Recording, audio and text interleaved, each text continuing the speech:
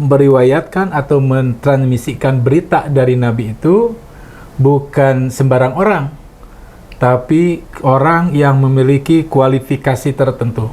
Artinya mereka ya bereksplorasi seperti itu karena untuk memuaskan dahaga ya kepenasaran tentang ilmu, ya satu hal yang sah-sah saja.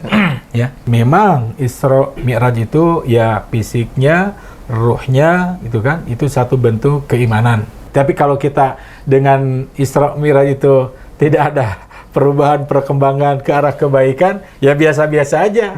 Ya itu jadi rutinitas. Assalamualaikum warahmatullahi wabarakatuh. Kembali lagi kita di Tanya Ustadz. Suatu program yang insya Allah akan memberikan wawasan-wawasan baru kepada kalian. Nah, di sini saya ditemani oleh narasumber yang akan saya tanya-tanya. Di sini saya ditemani oleh seorang Ustadz yang bernama Ustadz Yayat Supriyatna. Mari kita sapa beliau. Assalamualaikum Ustadz. Waalaikumsalam warahmatullahi wabarakatuh. Alhamdulillah bisa ketemu lagi itu. Alhamdulillah. Udah cukup lama ya, setahun ya Tad? Setahun. Dari 2023 ya. Pindah ke 2024. Masya Allah, gimana Tad kabarnya? Alhamdulillah baik. Udah kemana aja selama tahun baru Januari ini? Ya, taklim ke taklim. Taklim ke taklim, tetap istiqomah ya Tad. Istiqomah. Nah Tad, karena kita di bulan Rajab ya gitu ya. Dan di bulan Rajab ini ada suatu peristiwa yang emang sangat luar biasa bagi umat Islam gitu, yang disebut Isra Mi'raj. Dimana ya itu tuh ya secara singkatnya perjalanan Nabi dari bumi ke surga gitu lah, kurang lebih ya. Perjalanan yang diundang sama Allah Subhanahu wa taala gitu. Nah, kan mungkin untuk kita di zaman modern ini gitu, kebanyakan orang gitu yang di modern ini mendengar hal itu tuh kayak suatu hal yang fiksi gitu, hayal dan semacamnya gitu. Jadi bakal ngebahas hal itu sekarang tuh. Dan ya ini juga pertanyaannya saya juga agak kaget gitu karena lumayan berat. Jadi saya tuh pengen nanya ke Ustadz nih. Sebenarnya ada upaya gak sih dari masyarakat modern sekarang mengintegrasikan peristiwa Isra Mi'raj itu dengan sains dan teknologi-teknologi yang emang udah ada di zaman modern ini gitu? Baik. Integrasi sains untuk memahami Isra Mi'raj atau hal yang spesifik gini. Sebetulnya ini panjang lebar memang kaitan dengan sains ini, karena bahwa Islam itu memiliki konsep yang unik berkaitan dengan pengetahuan atau nanti apa yang disebut dengan sains ya, yang dimana nanti ada paradigma yang berbeda antara Islam dengan paradigma sains positif ya, di mana sains positif itu memandang bahwa nanti ukuran kebenaran sains itu adalah ada unsur logiko hipotetiko verifikatif ya. Jadi harus rasional, logis, juga bisa terverifikasi, terbuktikan secara pengalaman nyata. Nah, tentu saja kalau itu dipakai kerangka berpikir itu untuk memahami seluruh ajaran Islam sebagai standar kebenaran, itu satu hal yang sangat-sangat tidak memungkinkan. Itu kenapa nanti bahwa di dalam Islam atau sains Islam itu selain menghargai tentang kebenaran rasio ya, kebenaran empiris, juga tak kalah pentingnya dalam kerangka keilmuan Islam itu harus meyakini apa yang menjadi saluran ilmu yang disebut dengan khabar mutawatir. Jadi benar itu bukan sekedar masuk akal, benar bukan sekadar bisa dibuktikan secara empiris, tetapi juga benar itu berdasarkan pada sumber periwayatan yang bisa dipercaya. Dalam hal ini Nabi adalah orang yang terpercaya, yang sodik, yang benar, yang tidak mungkin berdusta. Yang kedua, yang meriwayatkan dari Nabi ini, di mana meriwayatkan atau mentransmisikan berita dari Nabi itu bukan sembarang orang, tapi orang yang memiliki kualifikasi tertentu. Misalnya dalam ulumul hadis ada standar bahwa sebuah berita itu dikatakan sahih atau valid, itu pertama mesti muttasilun sanaduhu, sanadnya mesti nyambung. Diriwayatkan oleh yang dobitun wa adilun, orang yang dobit, yang kecakapan kecerdasannya dan juga adil. Kemudian wala ilalan wala syadan, tidak mengandung kerancuan di dalam pemberitaan maupun dalam hal matan isi dari pemberitaannya itu. Itu yang disebut dengan kabar atau berita yang valid, yang sahih, ya.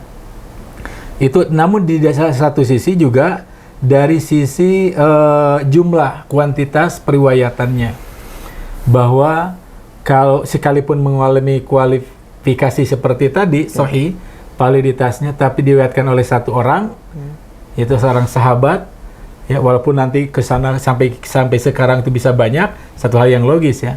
Tapi awalnya ketika menerima dari Nabi itu cuma satu orang, nah itu namanya nanti yang disebut kabar atau ahad, hadis ahad nanti, ya.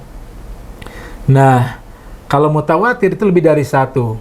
Ada yang menstandarkan 10, bahkan ada yang menyatakan bahwa kabar yang tidak mungkin orang-orang tersebut bersepakat untuk dusta.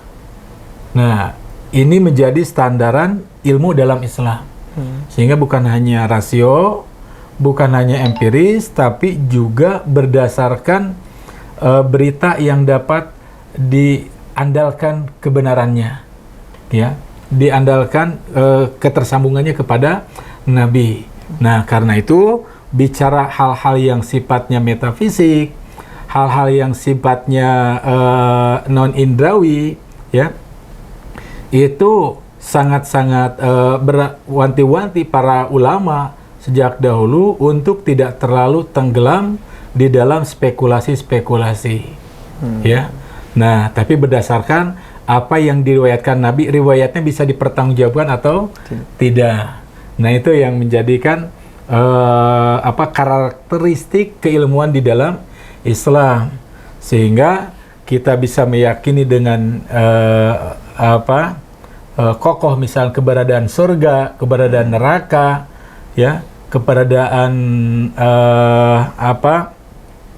eskatologis, ya, kehidupan setelah mati, itu didasarkan pada berita-berita mutawatir tersebut. Jadi tidak hasil renungan-renungan atau hasil percobaan-percobaan, tidak, ya, termasuk di dalam kaitannya dengan Isra Mi'raj. Jadi ini pun hal yang sangat-sangat kental dengan keimanannya, ya.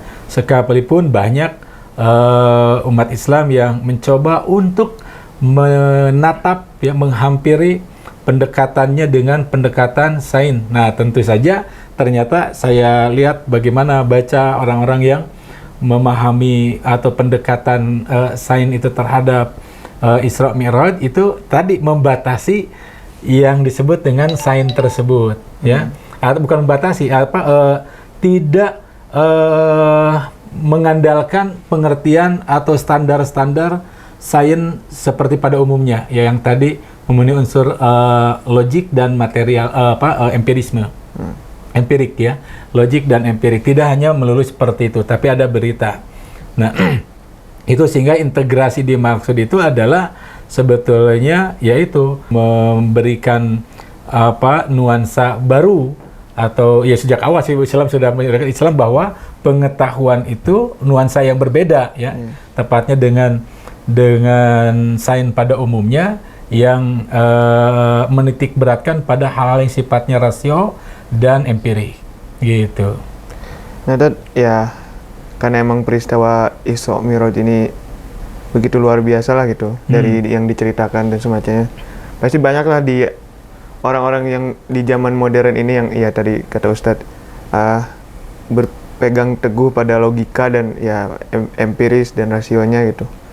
Tapi berarti ada gak sih yang melakukan penelitian atau yang campur tangan ilmiah buat membuktikan kejadian Isra Mi'raj ini benar enggaknya gitu? Ada gak sih?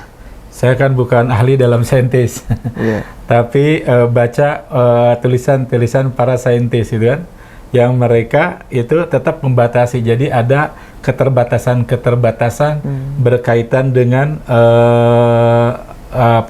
analisa sains terhadap Isra Mi'raj ini, peristiwa Isra Mi'raj ini. Ya, misalkan kaitan dengan ada yang mengupas berkaitan dengan relativitas waktu. Tapi berkesimpulan bahwa ini relativitas waktu bukan relativitas waktu yang biasa, tapi ada pendekatan yang lain yang sulit. Nah, itu yang artinya mereka ya bereksplorasi seperti itu karena untuk memuaskan dahaga ya kepenasaran tentang ilmu, ya satu hal yang sah-sah saja.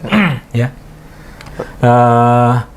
Bahkan sebetulnya dulu saya sempat dapat tulisan yang baca berulang-ulang seorang kiai, kalau nggak salah namanya Khudori ya, saya Khudori.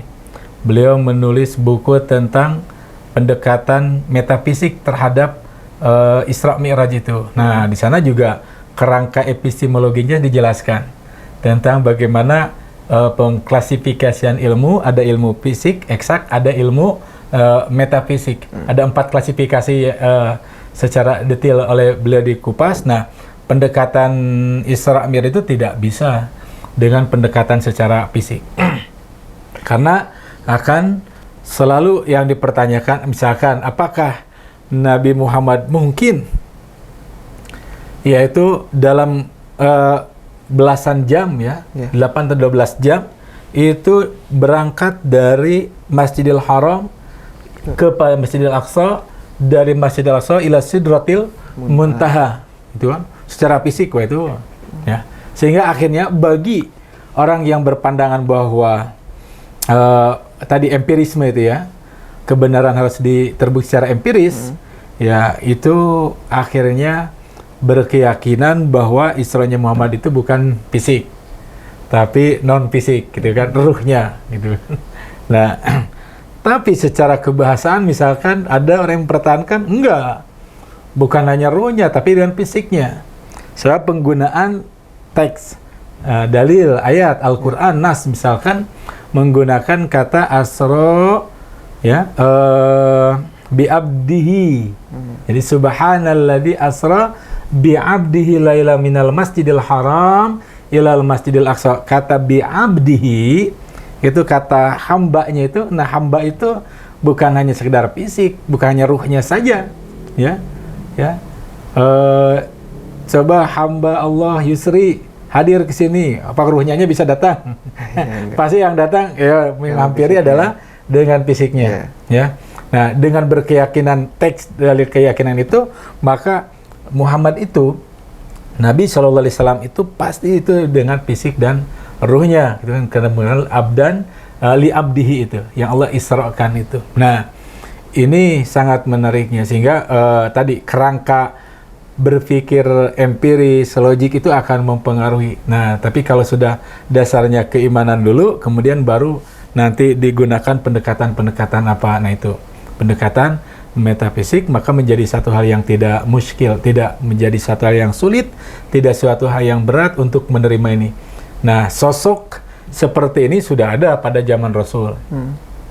Sosok yang tidak percaya atau bahkan meragukan atau bahkan akhirnya berupaya untuk meninggalkan Muhammad itu banyak.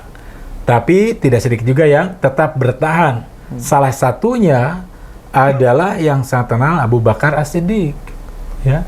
Sebab ketika Abu Bakar As-Siddiq mendengar berita itu, apa kata Abu Bakar As-Siddiq? jangankan Nabi Muhammad bilang seperti itu. Lebih dari itu, aku percaya. Kalimat as-siddiq. Kenapa? Ya, Abu Bakar menyaksikan Nabi bukan setahun 2 tahun, ya. Beliau selisih hanya 2 tahun, ya, selisih usia, gitu. Beliau akrab, gitu kan, walau luar biasa, sahabat yang luar biasa, dan menyaksikan betul bahwa nggak mungkin Muhammad itu bohong, dusta. Nah, itu satu hal yang menjadikan dasar keyakinan Abu Bakar pasti yang dikatakannya benar. Mau lebih dari itu pun saya percaya. Nah, pendekatan keimanan inilah yang menjadi dasar itu bahwa ilmu yang dimaksud, sains yang dimaksud bukan melulu empiris dan rasional. Itu. Berarti sampai hari ini pun ya banyak perbedaan akhirnya tentang entah itu ruh atau fisik. Iya, itu polemik itu masih tetap ada, ya. Walaupun akhirnya kami wallahu a'lam. Nah, itu dasar yang paling ininya ada kebenaran hakiki adalah dari Allah, tapi atas dasar tadi argumen-argumen yang dibangun itu berdasarkan apa? Ya. Nah, juga misalkan yang menarik itu kaitan dengan argumen yang sifatnya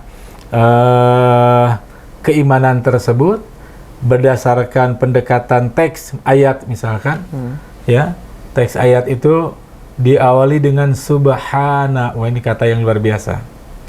Jadi kata subhana dalam bentuk masdar. Yang kata ini bentuk fi'il madinya, pastennya ada sebagai awal surat sabbahalillahi ma fis samawati wal ardh. Bentuk presentennya juga ada yusabbihu lillahi ma fis samawat.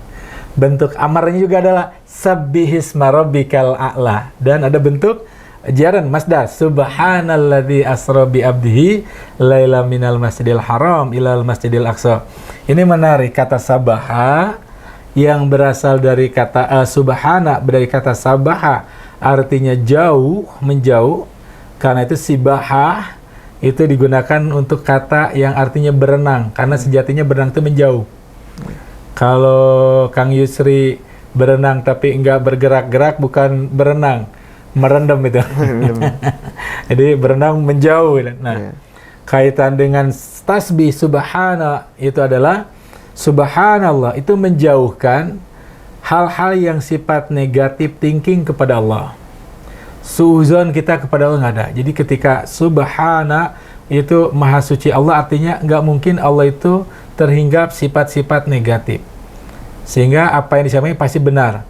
Nah, karena itu ketika itu dasarnya kokoh kuat, termasuk asra bi abdillah ila minal masjidil haram, itu suatu hal yang tidak begitu berat bagi orang mukmin itu. Kenapa? Subhana, maha suci Allah. Allah nggak mungkin Allah memiliki hal-hal atau sifat-sifat yang negatif, yang lemah, yang sifat malu, nggak mungkin, ya.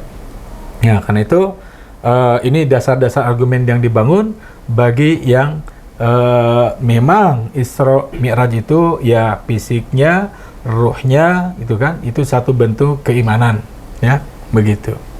Ya, pada akhirnya emang banyak hal emang ya di luar kemampuan manusia untuk memikirkannya ya. Ya. Akhirnya ya kembali lagi ke keimanan kita bahwa ya kita percaya karena itu sudah diwahyukan di Al-Quran dan betul. Jadi kebenaran tadi, jadi kebenaran wahyu itu bagian dari satu khazanah pengetahuan kita. Jadi ilmu dalam Islam itu tidak melulu tadi. Jadi wahyu itu sangat berperan. Nah, dan berarti ya apa yang bisa diambil oleh manusia modern zaman sekarang gitu dari peristiwa Isra Mi'raj ini gitu, pesan moral atau etisnya gitu yang bisa diambil gitu oleh manusia sekarang. Karena itu banyak nanti beragam pendekatan di dalam hal memahami Isra Mi'raj itu. Ada yang memahami dengan pendekatan sejarah, ada memahami dengan pendekatan psikologi, ada memahami pendekatan beragam ilmu lah, ya. Dalam sejarah misalkan itu nanti ada hikmah pelajaran pesan yang sangat penting, yaitu bagaimana napaktilas atau keberlanjutan, kebersinambungan antara risalah-risalah kenabian itu. Bahwa sesungguhnya risalah para nabi itu sama. Semuanya menyerukan hanya beribadah kepada Allah. Nah, ini adalah secara sejarah. Padahal Nabi kan tidak ketemu secara fisik. Nabi Isa, Nabi Musa, Nabi ya. Tapi nanti dalam Isra itu ketemu dengan beberapa nabi di 7 lapis langit itu yang nanti langit 1, 2, 3, dan itu pun saintis tidak, ini langit 1, 2, 3 yang tidak bisa dipahami langit yang seperti dimaksud dan kajian alam semesta ini. Nah, itu kajian sejarah, jadi ada kaitan dengan yakini bahwa ternyata adanya kesatuan, ya, kesatuan, ya, ajaran para nabi, ya, ajaran para nabi, baik yang disampaikan kepada Nabi Isa, Nabi Musa, nabi-nabi sebelumnya sama. Kemudian juga yang tak kalah pentingnya adalah ini berkaitan dengan nilai-nilai atau pesan-pesan nilai moral yang luar biasa. Yang sekarang sedang ramai tentang etik. Nah, itu sebetulnya itu luar biasa, bahwa agama dalam hal ini Islam itu jelas sangat menekankan tentang etik atau moral atau nilai yang tinggi itu. Nah, di antaranya adalah ketika Isra Mi'raj kan, singkat cerita itu langsung saja adalah dapat pesan sholat, ya, sholat, di mana ketika bertemu dengan Nabi Musa, nah dialognya paling lama Nabi Muhammad itu, ya, kata Nabi Musa, dapat apa pesan dari Tuhanmu? Dari Tuhan 50 kali sholat. Wah, nggak akan kuat, irji, udah kembali lagi pada Tuhanmu kan. Nabi akhirnya kembali lagi, dikurangi 5, berarti tinggal 45. Wah, nggak akan kuat, sudah kembali lagi, ya. Dan setelah itu berbolak-balik sampai akhirnya 5 waktu, ya, 5 kali itu. Kemudian itu pun disampaikan kepada Nabi Musa. Dan Nabi Musa pun masih tetap berkeyakinan umatmu nggak akan kuat. Saya sudah buktikan, sudah uji dengan sampelnya adalah orang Bani Israel gitu kan. Nah, ternyata nggak akan kuat. Tapi Rasulullah, saya malu gitu kan oleh Tuhanku gitu kan. Kenapa? Ya sudah bolak-balik, sudah merupakan karunia Allah. Kenapa? Karena 5 waktu itu, 5 kali itu 1 kali melakukan itu apa? Bernilai 10. Jadi sejatinya masih tetap 50. Kelipatannya kan, kebaikannya. Nah, karena di dalam Islam itu satu kebaikan atau kita punya niat kebaikan tapi belum dilakukan sudah bernilai 1. Ya, kita lakukan bernilai 10. Berbeda dengan kejelekan. Ya, belum dilakukan nggak akan bernilai. Tapi dilakukan nilainya 1 kejelekan tadi. Nah, ini luar biasa. Di sana kemudian akhirnya menjadi ajaran yang memang kita melakukan, umat muslim semuanya melakukan tentang sholat. Nah, disinilah peran yang luar biasa berkaitan dengan sholat, sebagai tadi pesan moralnya apa. Nah, pesan moral di dalam sholat apa? Sholat itu di dalam Al-Quran dimaknai ada kalanya doa, ada kalanya zikir, ya, ada kalanya sholat, ada pemohonan, ya. Nah, tentu saja di dalam fikih Islam itu bahwa yang namanya sholat bukan sekedar doa, karena kalau berdoa juga, nah itu nggak bisa dikatakan sholat, ya. Bisa berdoa hari ini dengan bukan waktu tertentu, waktu sholat itu bukan katakan sholat. Jadi ada gerakan tertentu, bacaan tertentu di waktu-waktu tertentu, sehingga yaitu aktivitas yang diawali dengan takbiratul ihram dan diakhiri dengan salam. Nah, itu dikatakan sholat. Ya, jumlahnya tertentu. Tadi ada 5 waktu sholat, waktu-waktunya tertentu. Nah, sholat itu memiliki peranan besar di dalam Islam. Pertama, fungsi sholat pertama adalah sebagai tiang agama. Sebagai komunikasi. Jadi sholat sebagai komunikasi antara hamba dengan Tuhannya, dengan Allah, ya. Nah, komunikasi itu bisa dengan doa, bisa dengan dialog, biasa dengan permohonan, pengeluhan, Nah, ini sholat juga hakikatnya sholat itu kan memohon. Sholat juga berdialog, bercengkrama. Sholat juga minta pemecahan persoalan. Nanti ada sholat istikharah, ya. Ada sholat tahajud, selain sholat 5 waktu tentu saja. Nah, itu sholat adalah sebagai media komunikasi, apalagi kalau kita sebagai media komunikasi kita dengan Allah, hambanya dengan Allah. Apabila kita mengetahui makna yang terkandung di dalam sholat, ya. Yang kedua, sholat juga sebagai media zikir. Aqimus sholat li zikri. Jadi tegakkan oleh kamu sholat. Kenapa? Karena sholat itu adalah untuk zikir. Jadi mengingat Allah. Apakah di luar sholat kita tidak mengingat Allah? Tentu saja ingat. Tapi tentu saja beda sekali intensitasnya. Ketika kita ingat Allah ketika kita melakukan sholat dan di luar sholat. Ketika sholat itu takbir itu sudah langsung, gitu kan? Kita dihadapkan untuk ingat kepada Allah, ya. Kemudian yang ketiga, sholat adalah sebagai media pembentuk kepribadian seorang muslim. Nah, disinilah nanti memuat moral dalam hal kaitan dengan Isra Mi'raj, kaitan dengan sholat, bahwa kita kan tidak Isra Mi'raj, ya. Nabi saja yang Isra Mi'raj, walaupun tidak ada keterangan Mi'raj as-salatu mi'rajul mu'min. Salat itu mi'rajnya orang yang beriman.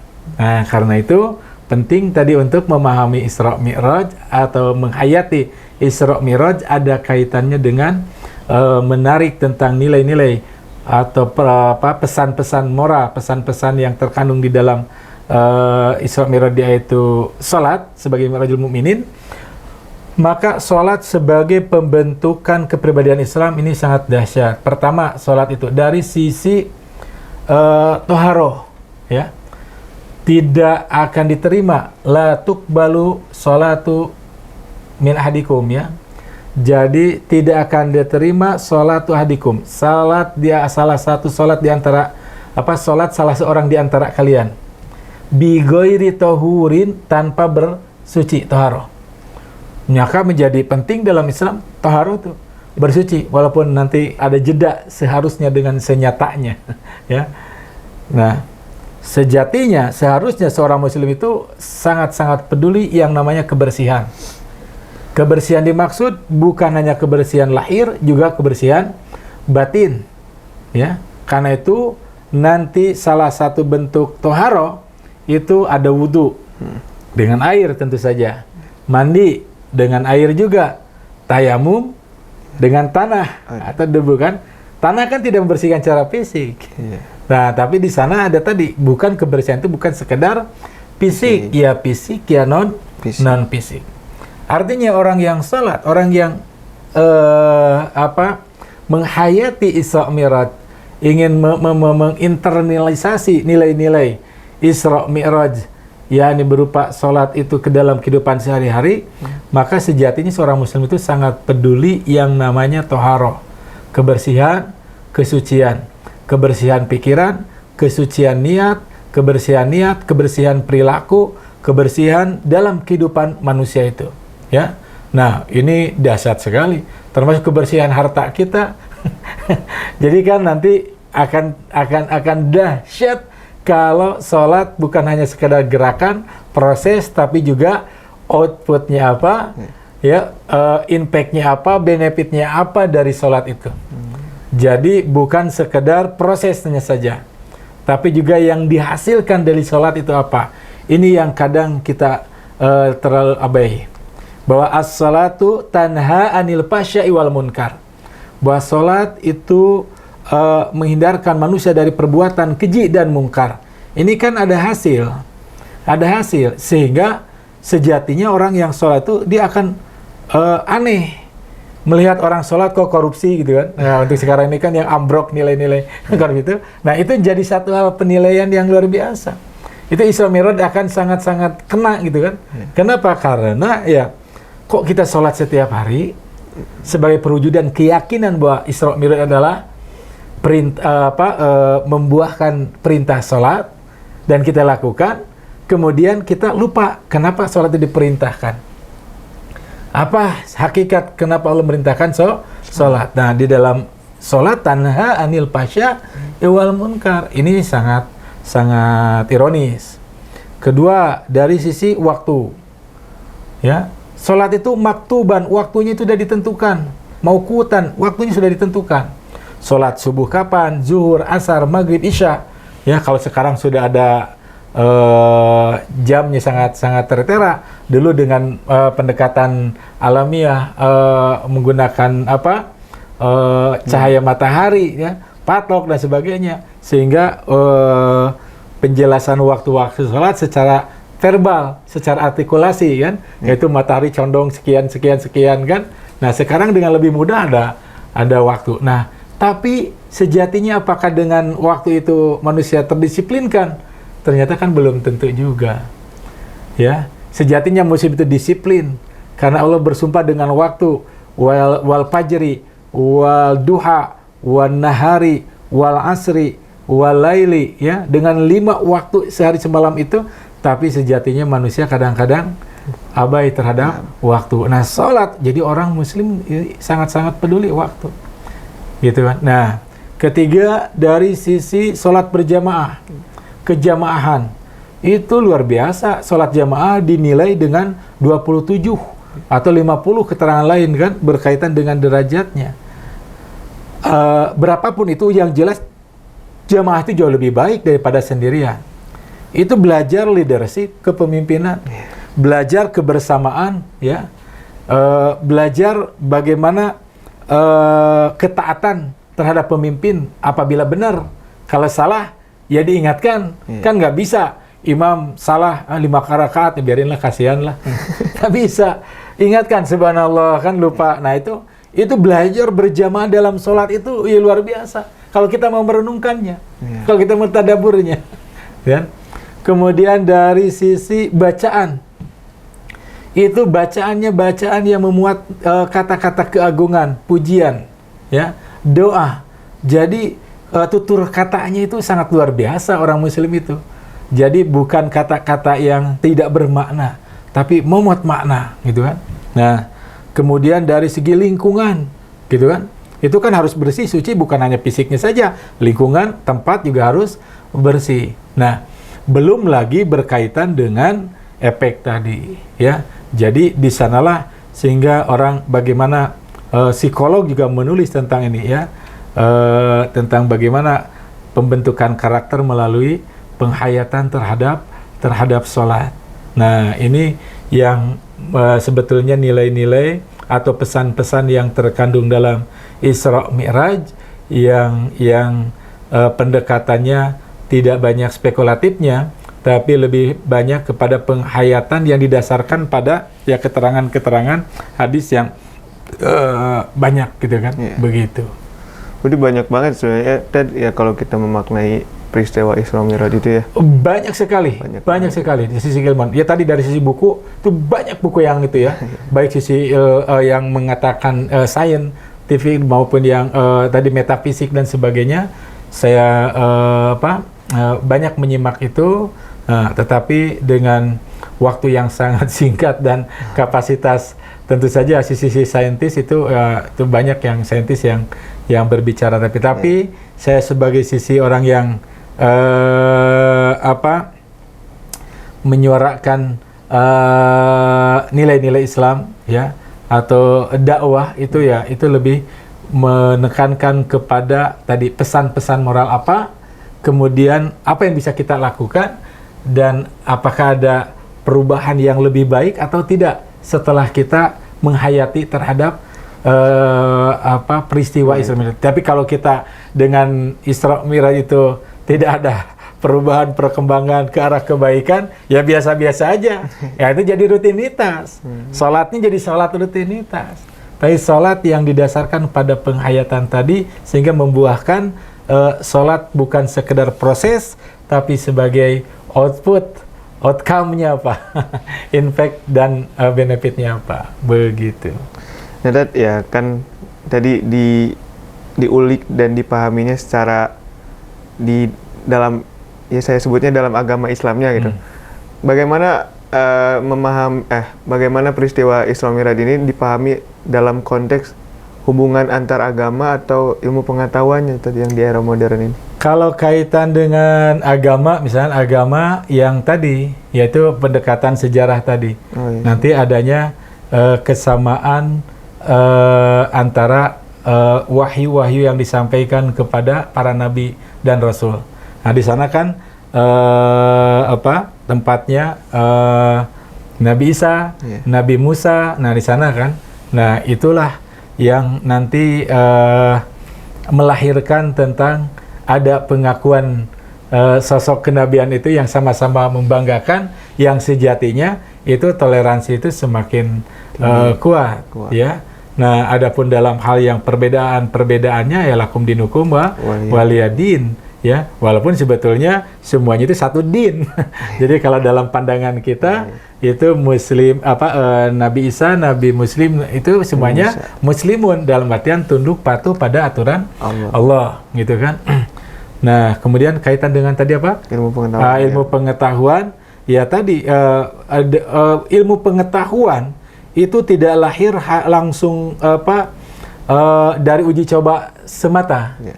Terkadang juga hayalan-hayalan atau imajinasi-imajinasi, bukan hayalan lah ya.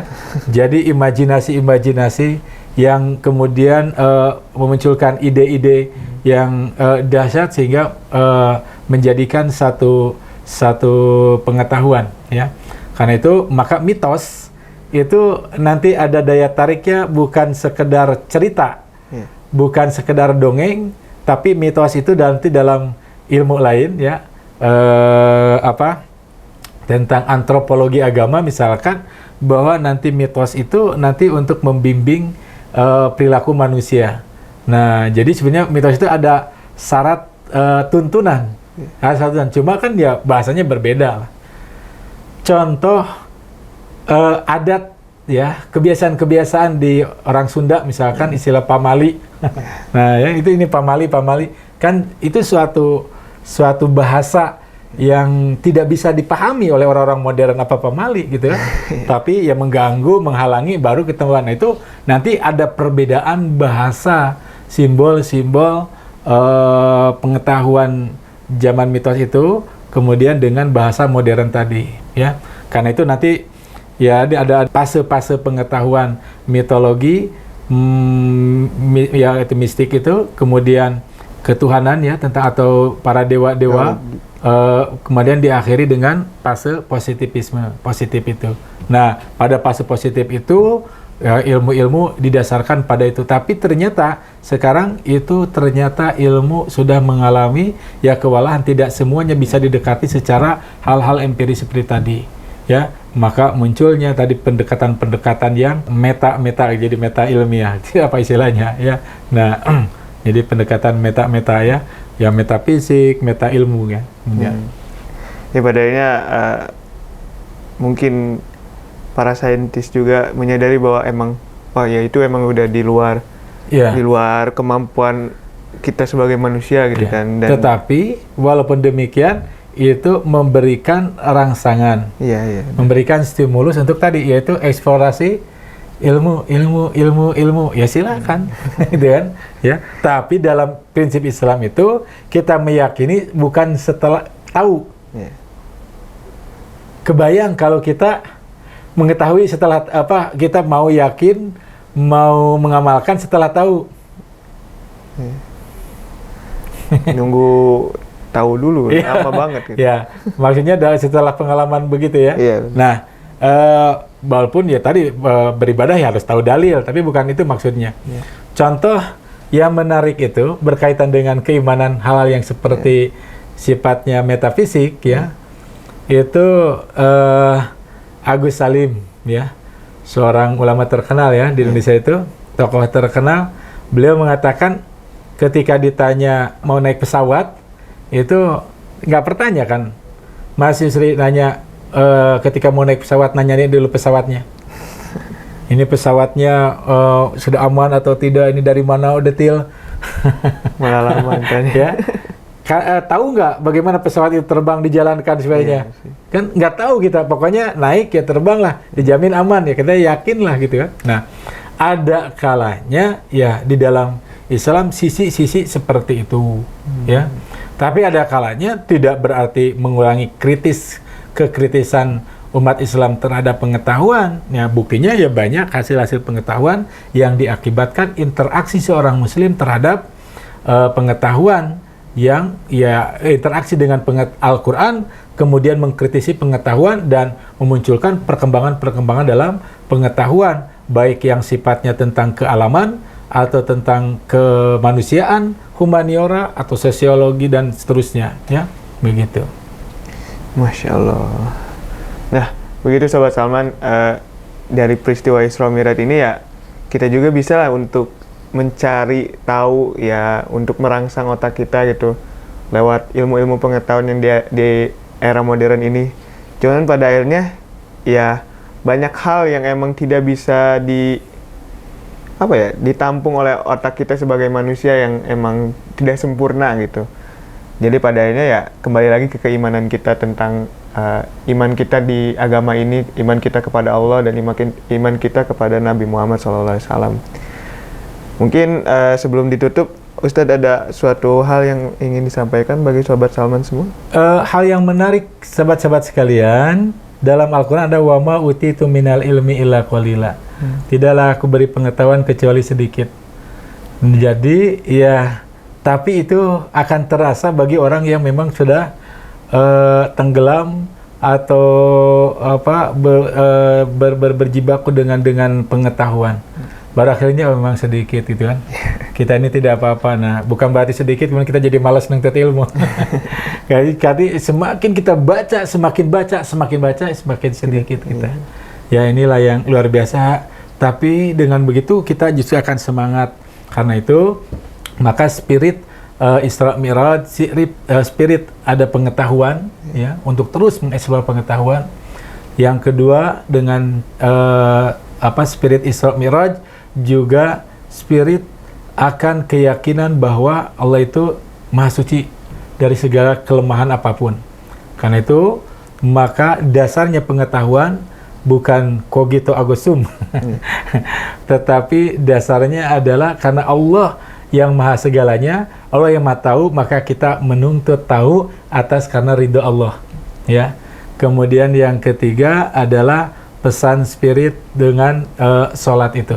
Yang ternyata sholat bukan hanya sekedar bacaan, gerakan, tetapi di sana ada yang lebih dari itu, yakni nilai-nilai yang membentuk kepribadian seorang muslim yang paripurna. Barakallah. Masya Allah. Begitulah Sobat Salman semua.